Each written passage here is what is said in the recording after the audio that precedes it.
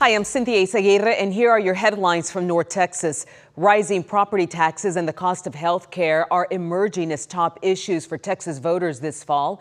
In Fort Worth on Wednesday, Governor Greg Abbott unveiled a new proposal that he says will save employees and employers on their monthly health insurance costs. WFAA senior political reporter Jason Whiteley was there. Yeah, less than 100 days until the election here, and making Texas more affordable again is now paramount for politicians. Property taxes and insurance costs have been rising for more than a decade here. Governor Abbott, for his part, already proposed eliminating school property taxes, which would lower property tax bills for everyone. He came to Fort Worth on Wednesday afternoon, though, to propose something else. Abbott now wants to eliminate requirements or mandates that would force people to buy health insurance elements that they might not use. These are things like maternity care for workers that might be in their 60s, a prescription plan for younger employees who might not use prescriptions, or perhaps psychological care. So all the state-based mandates that are over and above the federal requirements would be gone from the essential coverage insurance policy. And that would drive down that cost of insurance dramatically for both the employer and the employee, saving more than $1,000 for a family of four. This latest idea is contingent, of course, on the legislature approving it, and lawmakers do not return to Austin until January. Abbott's Democratic challenger, though, Gina Hinojosa, shot back in a statement this afternoon saying, quote, if Greg Abbott wanted to lower health care costs for Texans, he would have done it in the 12 years he has been governor, she said. Texas has the highest number of uninsured people and the most rural hospital closures in the country, she added. Abbott has no credibility here as health insurance premiums continue to skyrocket. That is from Gina Hinojosa. Affordability, though, on things like property taxes and insurance, health care, property insurance, and other types of insurance, all of that is likely to continue to be paramount and one of the main issues for politicians on both sides as we get closer to November. And right now, we are less than 100 days out. In Fort Worth, I'm Jason Whiteley. Cyclospora is making people sick across the country, but health officials say we may not know the true scope of the problem. Many people don't go to the doctor for symptoms like stomach issues, diarrhea, or a fever. However, experts tell WFAA's Aaron Heft getting a diagnosis matters, not just for your health, but for tracking the spread of the illness. Cyclospora. It's been a topic of conversation now for weeks, and though many believe they've been touched by said parasite, the medical community reminds us there's a screening process in place, not just for your health, but for tracking purposes. We met with Dr. David Winter of internal medicine with Baylor Scott & White. The cyclospora that causes cyclosporiasis is different. It's from a parasite, not a bacteria, not a virus, and it takes about a week for the parasite to multiply in your belly, ultimately populating your gut microbiome. But it's not simple to find. It's tricky to diagnose, but it's different than all the others. It takes a week to develop, and it can come and go for several weeks. Having diagnosed several people, Dr. Winter explains symptoms are very different compared to food poisoning or something similar. Further explaining an average sample or even parasite testing doesn't detect cyclosporiasis. Instead, your doctor will need to run something called a DNA assay, and it can take a couple days for results. But this parasite has been around for years. It's nothing new, and identifying it correctly is important. We don't know why it's so common this year, but it is much more common. But it's different than the minor diarrhea you get from eating some contaminated food, some cooked food that wasn't cooked enough. That's different. That's a milder case typically. This is that explosive diarrhea. That word just makes me, oh my God, it's horrible. They remind it's important to seek medical treatment when necessary and get an accurate diagnosis from a medical professional. In Dallas, Aaron Heft, back to you. Dallas has a new sports star. Javier Chicharito Hernandez is the first player to sign with Atletico Dallas, the newest football club in North Texas, and what a first player to get. Richard Solomon was at Wednesday's meeting where they introduced the decorated Mexican player to his new home turf. Here's Richard's conversation with Chicharito and an explanation of why this athlete is one of the best. Some things never get old. The news for Dallas is just beginning. And in a room full of press, months of anticipation finally led up to this. So without further ado, I'd like to bring out Javier Hernandez. Javier Chicharito Hernandez is the first player to sign to Atletico Dallas, the newest football club in North Texas, a part of the USL Championship League. So for me personally, it's because I think my career and my feelings deserve to end my career being happy. Chicharito is one of the most decorated Mexican football players of all time. He's Mexico's all-time leading goal scorer, having played in multiple World Cups, Gold Cups, and international competitions. Me too. The competitor side in me, it's a switch that you cannot turn it on and off. Before signing in Dallas, he was a free agent, but he said it already feels like home. To these people to bet on me, wow, that's a luxury. No? The announcement itself is coming off the team acquiring Dallas Trinity FC, and not to mention fans still reminiscing the FIFA World Cup experience here in North Texas. There's a lot of eyeballs on us right now, and quite frankly, that's what we've asked for. Brian Corcoran is the club's sporting director. He says this is an opportunity to grow the sport even more. Now, we expect to bring people in the stadium, and quite frankly, this project doesn't work unless we can do that. Now, their first match isn't until March, but if today's welcome was any indication, some things never get old. And that excitement is brewing for the new chapter. This is going to be an amazing chapter 2 that is going to just start unfolding. In Dallas, I'm Richard Solomon. There are plenty of places to satisfy your sweet tooth in North Texas, but if you've got some sweet teeth, Sean Giggy found a spot that's got so much to offer, it'll satisfy every single one. You know what they say, everything's bigger in Canada? The #1 dessert chain in Canada, wow, just opened its first American location in Carrollton. D-Spot Dessert Cafe does a little bit of everything. And no, that is not an exaggeration. You name it, if it has to do with sugar, if it has to do with desserts, we got it. Co-owner Abdul Khan says the D-Spot menu is so big, it has an index and chapters. 16 chapters. In the history of mankind, if a dessert has been created, it's likely on this menu. Drinks, waffles, croffles, pancakes, crepes, ice cream, brownies, cakes, cookies, fruit, and that's probably not even half of it. And it's all made fresh. If I ate a different item every single day, I'd be eating it for years. There are savory items like pizza, burgers, and Canadian classic poutine, but dessert is what makes this D-Spot to satisfy your cravings. Anything that makes you happy, you come on over and we want to share the happiness with you. I gotta try one of everything. So it looks like I'll be back tomorrow, the next day, the next day, the next day. Oh my gosh, that looks so good. And those are your headlines from North Texas. Here's a look at today's headlines across Houston. Hello, I'm Lynn Cannon. One of the 3 men detained by ICE after the shooting that killed Lorenzo Salgado was released Wednesday.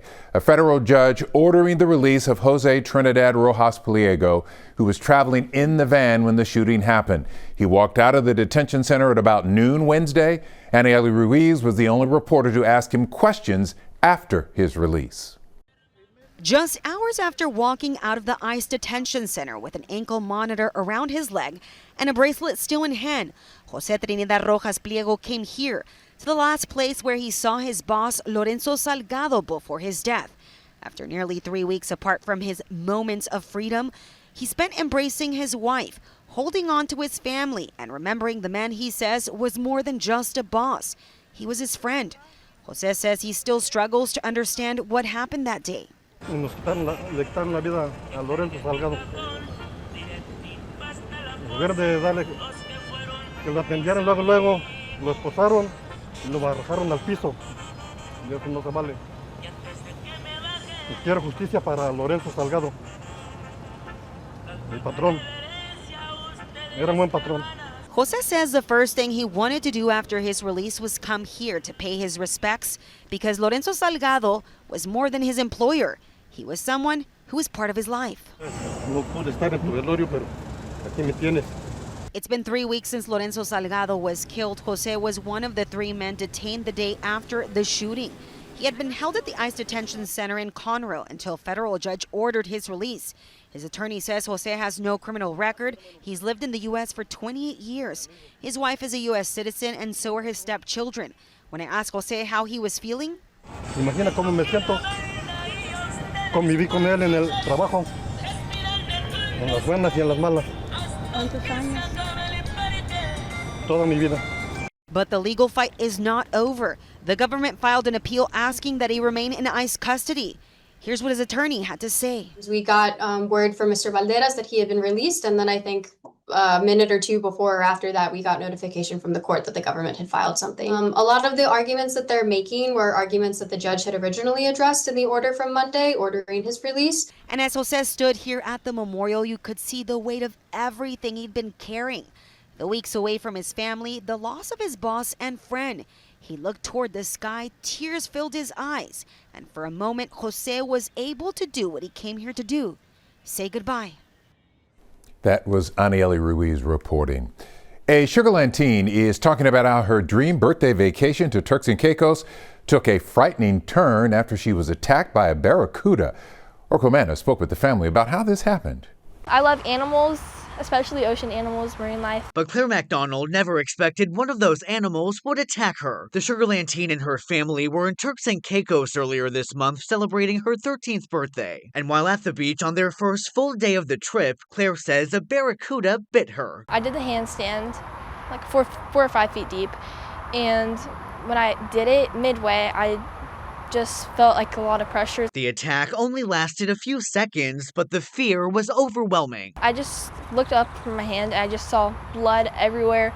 It was just blood running through my whole arm, and it was just like a horror movie. Claire's mom, Jen, was in the water with her and took her to shore. That's when a complete stranger jumped into action. She stepped in and said, "I'm a nurse, can I please help?" And I said, "Yes, please." And so I stepped back and she created a tourniquet and helped stop the bleeding while we were waiting for the ambulance to arrive. We blurred Claire's hand since the damage is too graphic to show, but there are lacerations and bite marks everywhere. And after hours in the ER, Claire amazingly went on to enjoy the rest of her vacation. She named the barracuda Susie. She's like, "I'm not mad at the ocean. I'm a little mad at Susie, but we'll get over it." She's an inspiration to all of us, I think, that you know, if you fall, you get right back up. Now back in Sugar Land, Claire is prepping for surgery tomorrow. And despite what she went through, it's still Claire's goal to become a marine biologist. Just because one bite happened does not change that I don't love animals and I don't want to study them. Even though something bad happened, you got to keep going with your dreams. Now to some surveillance video showing a hit-and-run crash that left a Houston woman banged up, bruised, but alive. She's sharing her story, hoping to raise awareness about such dangers and encourages anyone with information about this accident to come forward.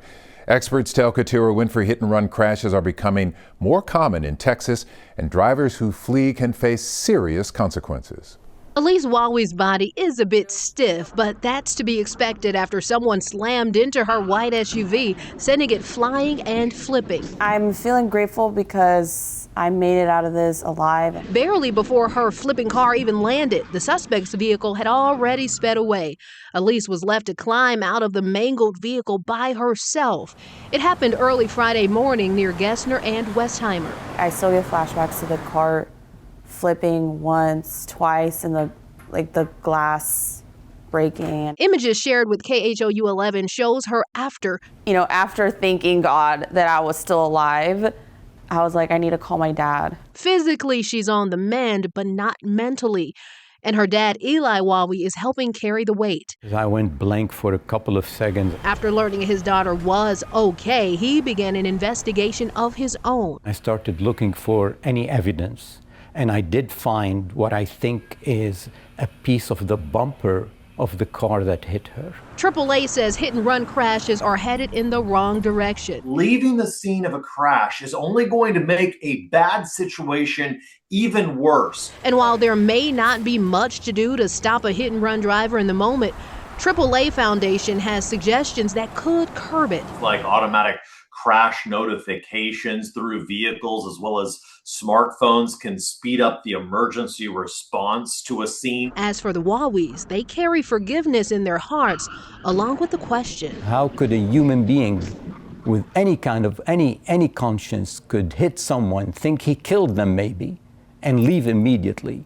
The family is offering a private $10,000 reward for any credible information that leads to an arrest and ultimately a conviction. KHOU 11 legal analyst Carmen Rose says an incident like this with no serious bodily injury can be classified as a misdemeanor or a felony and can result to up to 1 to 5 years in prison. Reporting in Houston, Katira Winfrey, KHOU 11 News. Glad she survived. That is a wrap of your Houston headlines. I'm Lynn Cannon.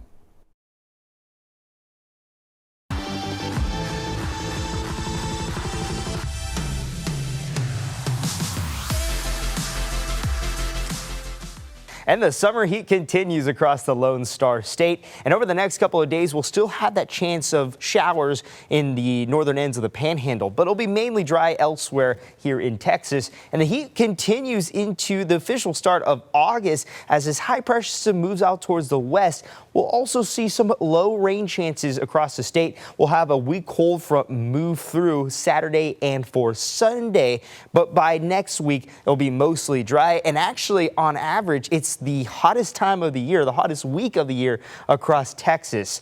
So looking at the upper level pattern, as you can see, this high pressure system parked over West Texas at the moment is causing things to be dry and very warm.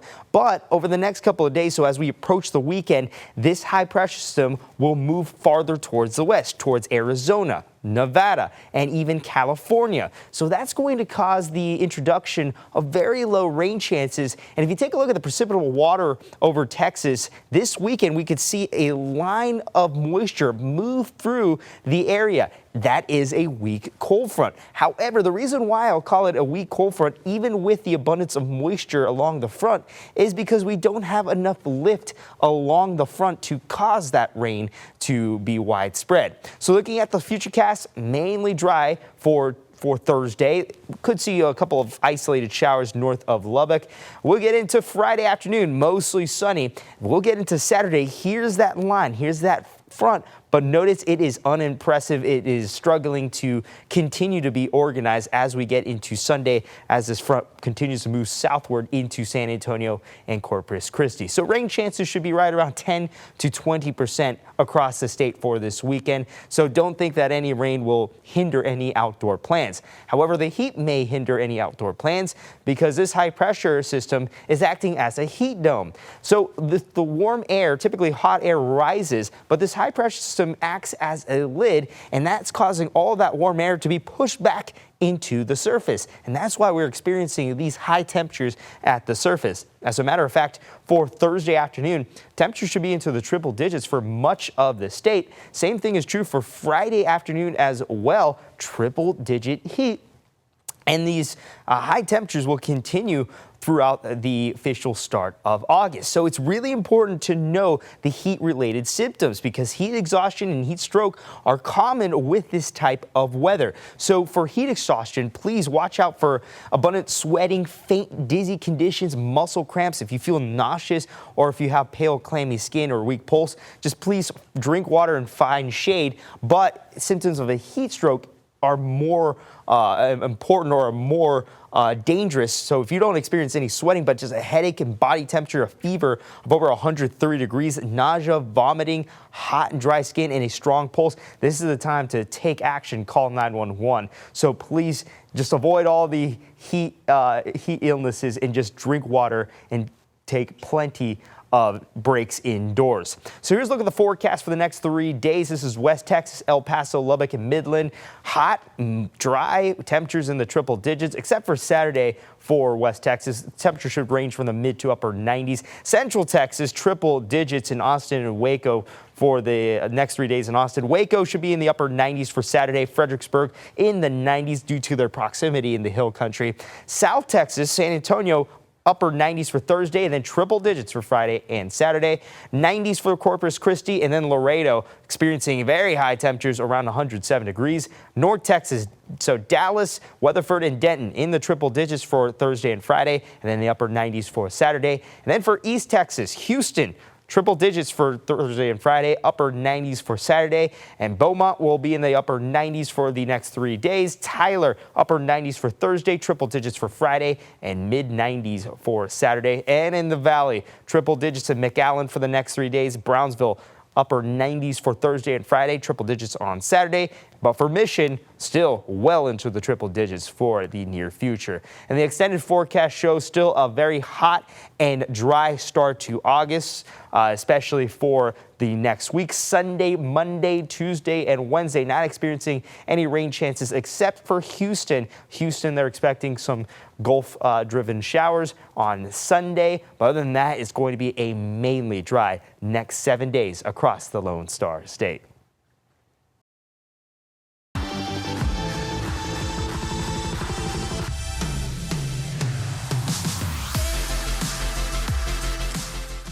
I'm Isis Romero, and this is the news in San Antonio. A fire tore through an abandoned West Side house early Wednesday morning, leaving behind a little more than a charred shell.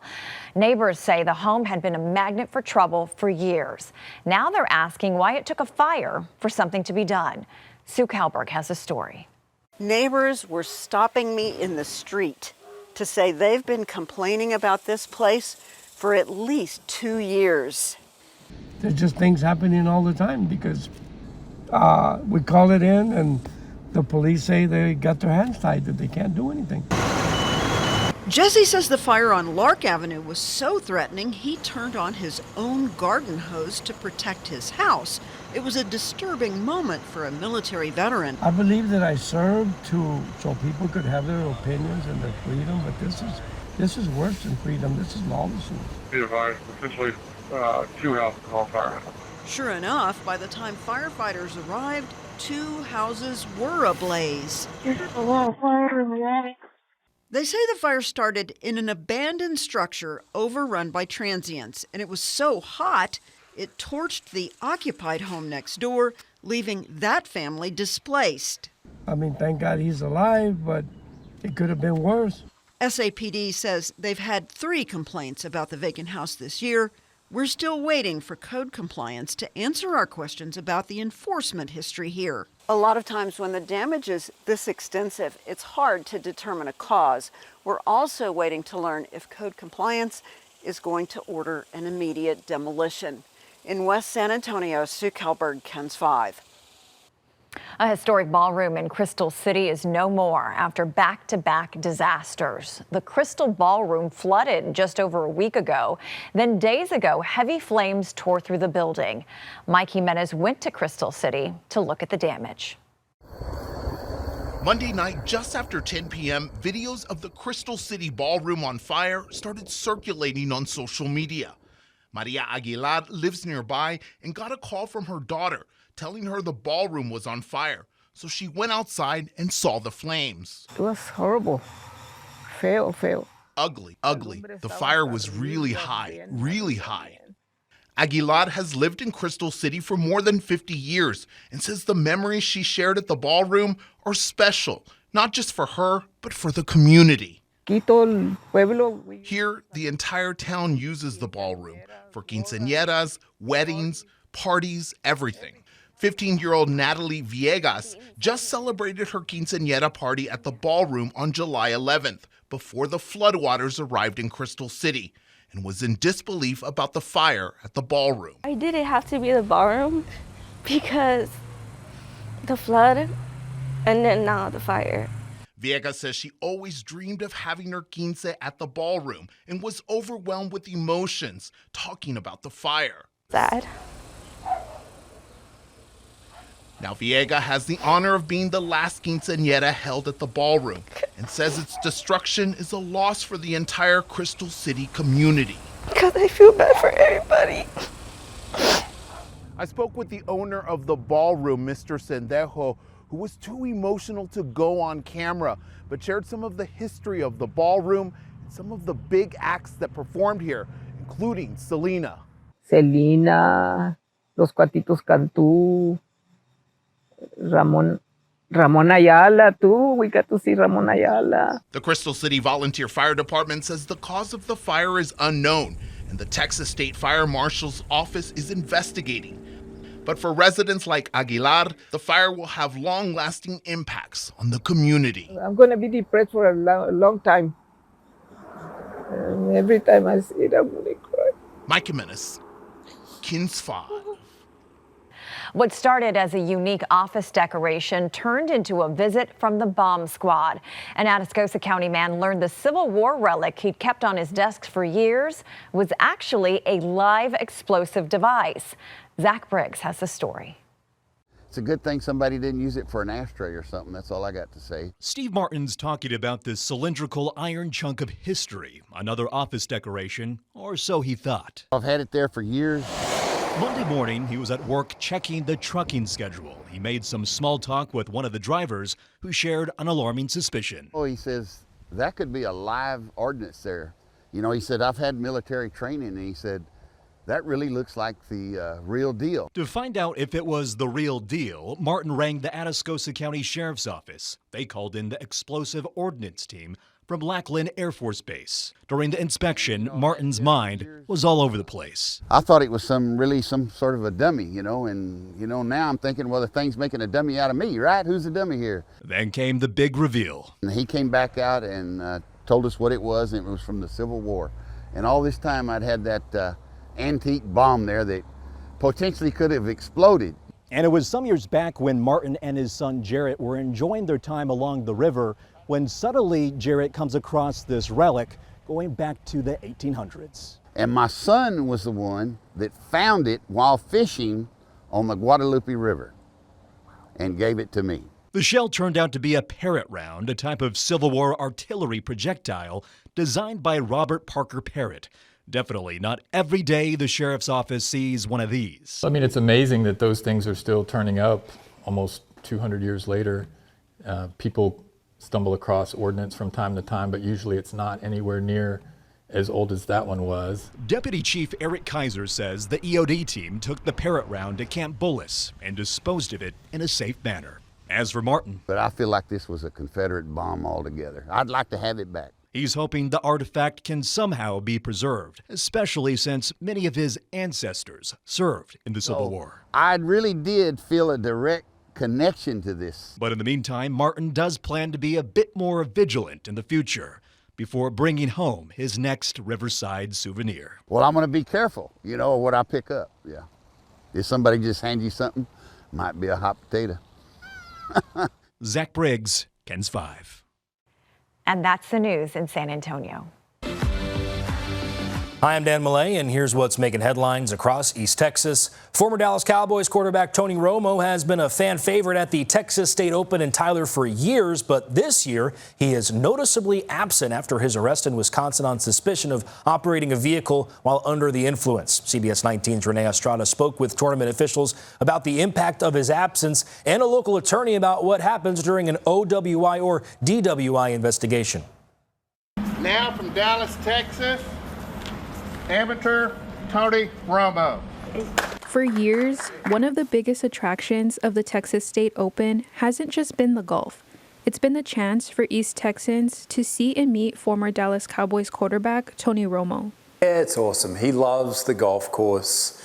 He loves Tyler, the membership here, and then all the fans that come out and watch him. But this year, that tradition came to an unexpected pause when Romo withdrew from the tournament, just days after he was arrested in Wisconsin on suspicion of operating a vehicle while under the influence, also known as an OWI. Well, there has to be some sort of traffic violation in order to get pulled over. Historically, if a police officer then smells the odor of an alcoholic beverage on or about someone's person, then they will get out of the car and ask to do the standardized field sobriety test. Attorney Joe Murphy in Smith County says while Texas law is different from Wisconsin's, body camera video is just one piece of evidence. There are also certain steps every driver should understand if they're ever pulled over. Although you cannot call your attorney on the side of the road, the best thing that people can do is the second they get out of jail to contact an attorney. Back on the golf course, Mark Harrison, CEO of the Northern Texas PGA, says Romo's absence was noticeable. He's just so great with the people, like so great. He'll stop, he'll throw footballs with people, he'll do as many autographs, take as many photos. While some fans attend the tournament hoping to see Romo, it remains one of the premier state opens in the country, showcasing golfers who could one day reach the PGA Tour. The Texas State Open is, like I say, one of the biggest and best, and they're great golfers. We'll see some of these players on the PGA Tour one day. We just don't exactly know who they're going to be. In Tyler, Renee Estrada, CBS 19. A group of young baseball players are back home in East Texas with a World Series title, and the town of Troop made sure they got a championship welcome. CBS 19's Blake Neubauer shows us how an entire community came together to celebrate its hometown heroes. These Troop boys, they built different. For most 8-year-olds, summer means swimming pools and snow cones. But for these boys, it meant bringing home a World Series championship. And in Troop, that deserves a party put on by the community. And we couldn't do any of this without them. Families packed the TYA fields Tuesday night with burgers, snow cones, signs, and plenty of hometown pride. It's a celebration months in the making after countless practices, long road trips, and one unforgettable championship run. The community stood behind us the whole time. They donated all they could do. They did everything they could do. While the trophy may be headed to the shelf, the memories are just getting started. And if you ask the players, it meant the world to them. It felt amazing. For the coaches, though, the championship wasn't just about baseball. It was about watching a group of kids grow together and seeing an entire town rally behind them every step of the way. Seeing them happy and jumping up and down, throwing their gloves, that was a special moment for us coaches, for sure. And judging by the smiles, the cheers, and maybe even a cookie cake, this celebration is one these champions won't be forgetting anytime soon. In Troop, I'm Blake Neubauer, CBS 19. And that's a wrap of your East Texas headlines. I'm Dan Millay. I'm Adrian Carbajal. Here are your headlines from Central Texas. From rapid population growth to increasing traffic, Texas is planning for the future. TxDOT is now asking the public to help shape its 10-year transportation plan and says the feedback could influence future road projects for the next decade. As more people move to Texas and more businesses set up shop, the pressure on the state's highways keeps growing. That's why TxDOT is updating its 10-year Unified Transportation Program, or UTP. Safety, pavement condition, capacity, connectivity, all of these factors we are considering for projects to be done. A long-range plan that helps decide which transportation projects move forward across the state. Whenever we see more growth here in Texas or in Central Texas, we want to deliver projects that serve the travelers in these communities that we are over in the Waco district. The plan isn't a final construction schedule, but it allows TxDOT to prioritize projects and prepare them for future funding as money becomes available.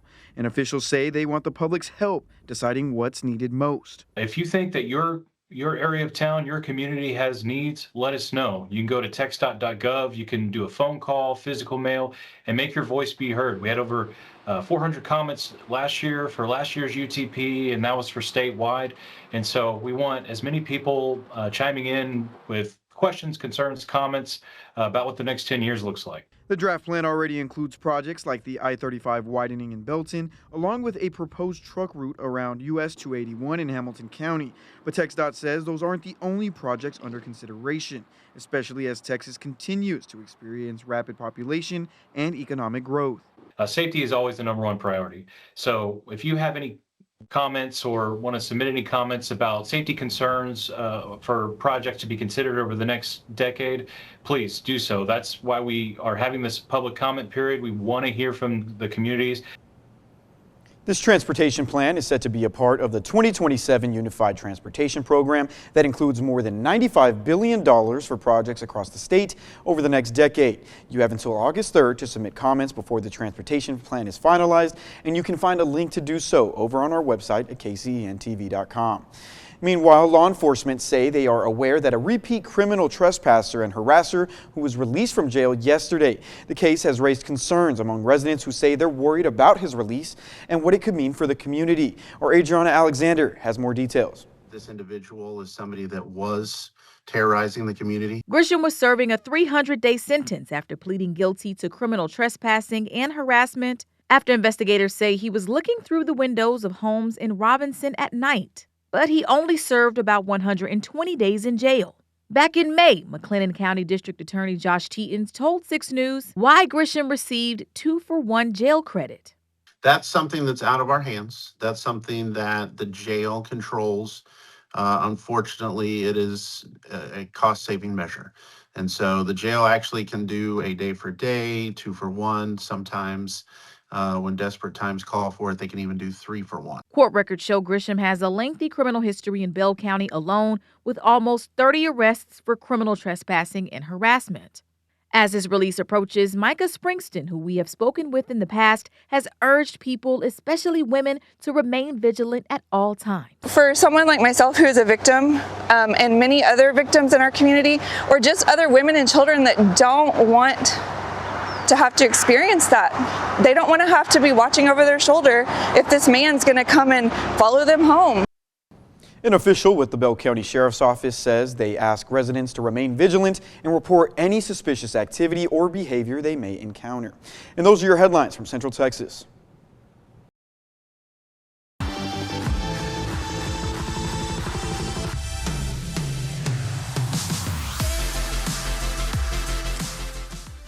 I'm Quita Culpepper in Austin, and we're learning more about a 17-year-old shot and killed by Austin police last Friday.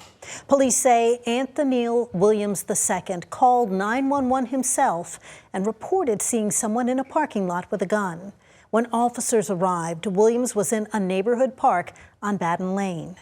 Police say officers gave Williams commands. He reached for his waistband, and the officers shot him.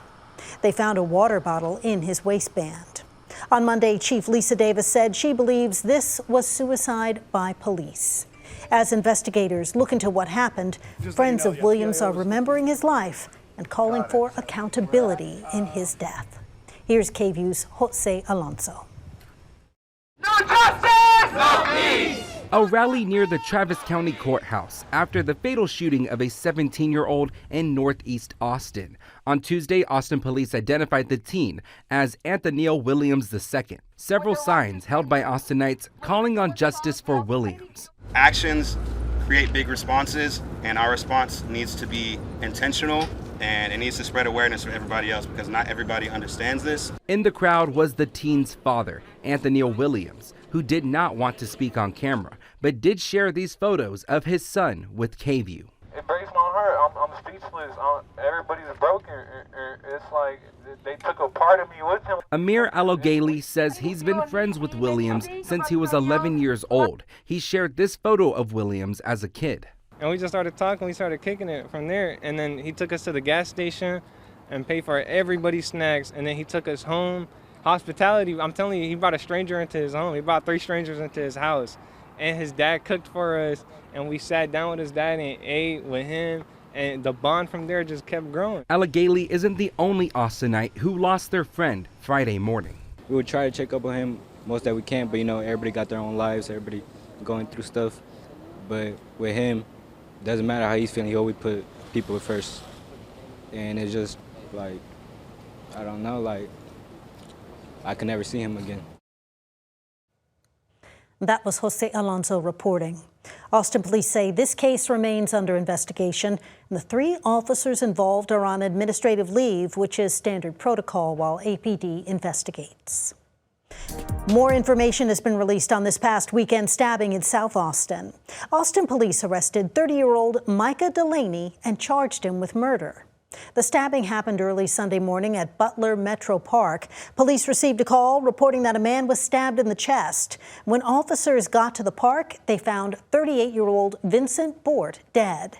Police say the suspect ran away before officers got there, but APD says he called 911 on himself and turned himself in. Parents and students are urging Austin ISD leaders to vote against a proposal to close Paredes Middle School in South Austin. Families say they were given just a few weeks' notice before the start of the school year. If board members approve the plan, Paredes students would be moved to Bailey or Mendez Middle Schools based on where they live in South Austin. KVUE's Allison Hill takes us to a community meeting.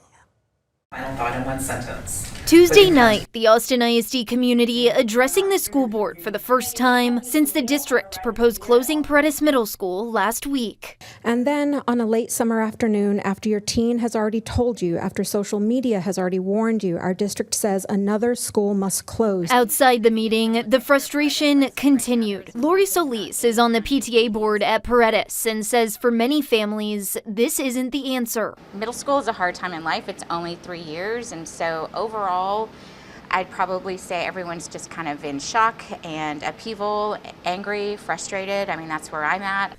District leaders say the closure stems from years of struggling student performance after Paredes earned its third consecutive F rating from the state, despite more resources and support. The district also argues consolidating students into other campuses would expand access to academic programs and extracurricular activities. You know, as a school district, as a superintendent, you strive to make the best decision possible with the information you have available. And now it's up to the school board to weigh the community's pleas against the district's plans. Reporting in Austin, Allison Hill, KVUE News. The Austin ISD School Board is expected to vote on the closure this Thursday at 6 p.m. at the AISD Board Auditorium. June 2026 was the busiest month ever at Austin's airport. The airport released new data on Wednesday showing 2.1 million passengers departed and arrived last month. Officials with the airport say this reflects the growing demand for air travel in Austin. The airport is currently in the middle of an expansion project and is planning to build a brand new concourse with 26 new gates. That's not expected to open until the early 2030s. A Bastrop County homeowner says he and his wife are lucky to be alive after bullets tore through their home. Now he's calling for tougher enforcement against people shooting guns in residential neighborhoods. KVUE's Jessica Cha spoke with him and the sheriff about what can be done. Cleveland Shin came to Bastrop County for the room to breathe. A little over half acre. Bigger lots, 20 feet between homes is what he says he likes. But last week, boundaries were crossed that were too close for comfort. We were like, somebody just shot our house. On July 18th, around 9:20 p.m., Shin says bullets hit his pantry, There's one here. his bedroom window, This thing came through with some force. his closet, Look at the size. and his outdoor shed, all while he and his wife were inside the home. If everything hadn't happened the way it happened, at the timing it happened, I wouldn't be here right now. She may not be here. One of my animals wouldn't be here. That's how real this is. So Chin says his home was shot up around 4 to 5 times last week, and that things like that happen often out here in the country because people like to shoot guns on their property despite it being illegal. So we spoke to the Bastrop County Sheriff's Office about it. It's not something that happens every day, obviously, but as you know, people love their firearms. But Sheriff Maurice Cook says there is an ordinance that makes it illegal to shoot those firearms in certain areas. It's a regulation that prohibits shooting on less than 10 acres if it's in a subdivision. And Cook says the Twin Creek subdivision that Shin lives in falls into that category. We take these incidents serious, and we will charge up as high as we can charge on the offense, whether it's deadly conduct or whether it's just shooting in the neighborhood and so forth. Shin says although an investigator is looking into this incident, this is leaving them to foot the bill to fix the damage, and says more should be done to enforce this law. If you're going to own something like that and you're going to violate the law, you shouldn't be allowed to have a weapon at all. And there should be consequences for this gentleman or his friend. Sheriff Cook says investigators are looking into this incident. In Bastrop County, Jessica Cha, KVUE News. UT Austin is testing new technology that could act as a warning system for the power grid. The smart sensors will clip to live power lines and can measure activity for miles. The sensors have a variety of different uses, including monitoring for equipment failure or things touching the power lines and preventing outages and wildfires. UT leaders say the sensors can pinpoint where incidents happen, allowing utility workers to quickly find and fix issues, saving time and money. And that's all from us here in Austin. Hope you have a great day. Hi, I'm Leslie Adamy in Corpus Christi, and here's a look at some of what's happening here in South Texas. Cleanup and recovery are in full swing in McMullen County after the Frio River flooded parts of Tilden. And one of the town's best-known restaurants is working to rebuild after taking on all that floodwater. As Michael Gibson shows us, neighbors are stepping up to help get its doors back open. I'm here in Tilden inside of Max's Cafe's kitchen area, and by Friday, the owner believes this popular grill should be back up and running, producing those great and widely known super hamburgers. Alan Brown has owned the cafe for the past 11 years. His restaurant is still recovering, though, after floodwaters from the Frio River forced him to shut it down. As the river rose last week, Brown and a team of friends and family stacked sandbags and concrete blocks wrapped in thick plastic, creating a barrier in an effort to keep the floodwater out of his cafe. At one point we had 8 pumps and they were running like wide open, and there were also a couple of vacuum trucks that were helping us pull water out.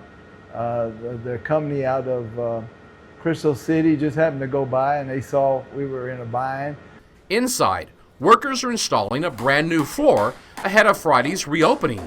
Before then, friends and supporters are hosting a sausage wrap fundraiser on Wednesday to help this flood victim cover some of the financial losses he's experienced. I didn't ask them to do it. They said, hey, we'd like to kind of help you out. Across the rest of Tilden, flood recovery is well underway. The water has receded, streets are dry again, and the town is returning to normal after the Frio River inundated neighborhoods and triggered several rescues. We have had teams from Texas Division of Emergency Management show up, go around, and we actually seem to have fared very well from this flood. We're not seeing very much damages to people's homes, vehicles. We have had some infrastructure damage. Alan Brown says he's grateful to his friends and family who pitched in to help protect his business before the flood and during the cleanup afterward. When Max's Cafe reopens Friday with a live band, he hopes everyone is going to come out so he can thank them personally. From Tilden, Michael Gibson, 3 News. Thank you, Michael. It's okay. So now emergency crews are turning their attention to the Nueces River as floodwater continues to make its way downstream. Ryan Hopper spoke with farmers and ranchers along the riverbank in 3 Rivers who are bracing for what's ahead. Units from all over the state and one even from Nebraska descending upon Live Oak County, telling those who live near the Nueces to be ready for the rise. Right now, they already should have their, the loose items picked up, that if they're close to the river, to keep them from getting washed away, and just have a plan. Lee Wallach remembers the 44-foot flood of October 2002.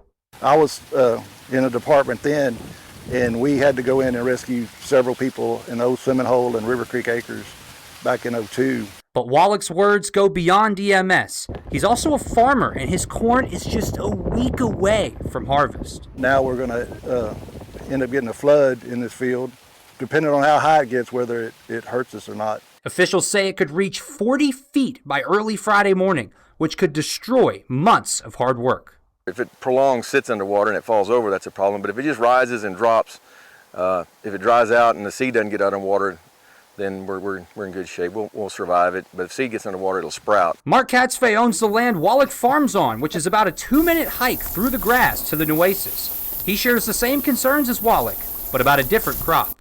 If those sunflower heads got underwater, they would sprout, and they wouldn't be of any value to the doves. They can't eat a growing plant, so they want the seed. He says his bottom line is dependent on dove season, which opens September 1st. But if the forecast gets worse, some of that could be washed away.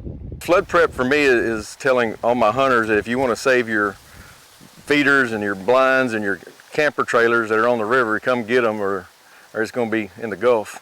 Whether they make their living from farming or from dove hunting, the difference between a good year and a bad one may now depend on just a few feet of water. And that's a quick look at some of what's happening here in South Texas.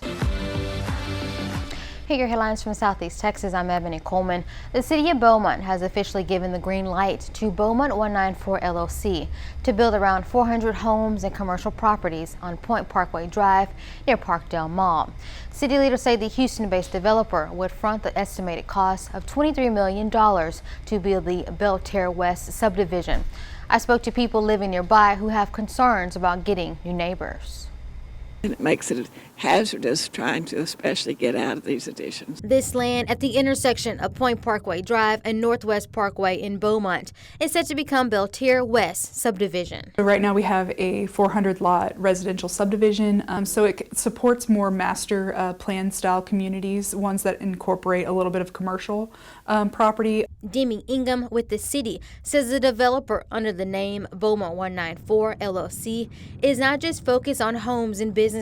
Infrastructure is also a priority. They're promised basically to do drainage improvements, stormwater management improvements, a regional lift station, and also the construction of a portion of Point Parkway to the north. But just down the road in Point Park, that resident Lindy Dennis says he helped develop back in 2008, says him and his wife June have mixed feelings. The attractions are its elevation, its high elevation, all of this. I think it'll help our tax base, and obviously we're going to have traffic, but when you have lots of people, you're going to have lots of traffic. This is one of the few areas in town that we really have to build new houses, so you can't be against that. Back at City Hall, Ingham says the city will reimburse the developer while making a lasting investment into the city. Prior to January 1st, 2035, 75% of that property tax will go back to the developer and 25% will go to the city. And that would be for a period not to exceed 15 years until it's fully repaid. Northwest Parkway is prime real estate. It's definitely greenfill, so it's very exciting to see growth in that area. Ingham says the preliminary plan has already been approved and homes should start being built by the end of next year. And Port Arthur is moving forward with more than $727,000 in park improvements. City Council unanimously voted new playground equipment for Griffin, Herman, and Lions Park. City leaders say the upgrades will replace aging equipment and create more accessibility and accessible play areas for children of all abilities. The project will be funded through the city's Parks and Recreation Capital Improvement account. And Port Arthur is also moving forward with upgrades to the Pleasure Island office. City Council approved a more than $63,000 contract for design work on the building's second floor. The project aims to fix years of damage and turn unused space into something the city can use once again. And Beaumont ISD is pausing its Pegasus program after a district review found it was not fully aligned with state requirements. In an email sent to parents, the district says its credit by examination process lacked required board approval and used an assessment not approved by the TEA. The district says current Pegasus students will not lose their existing academic progress, but some students will return to their home campuses next year. Meanwhile, the Marshall STEM Academy program is also paused. Students will be scheduled in grade level coursework for the upcoming school year under the district's accelerated instructional model. In a statement regarding the Pegasus pause, BISD Superintendent Sandy Massey said, quote, "Pausing the Pegasus program allows us the opportunity to review the program, ensure full compliance with TA requirements, and develop a strong, sustainable, accelerated learning pathway for our students moving forward," end quote. BISD is now reviewing all accelerated learning programs. And running start events at Beaumont ISD's Marshall Middle School and Smith Middle School have also been postponed. Marshall has not been rescheduled, but Smith's has been scheduled to August the 11th. These events allow students to register for organizations and pick up their schedules. Well, local restaurants say alcohol may be one of the first things people are cutting back on. Frankie Ranzanato, a partner at Riken Jacks in Madison, says alcohol sales across the industry have dropped 20 to 25%. He says changing lifestyles, health-conscious consumers, and technology are all playing a role. And those are your headlines from Southeast Texas.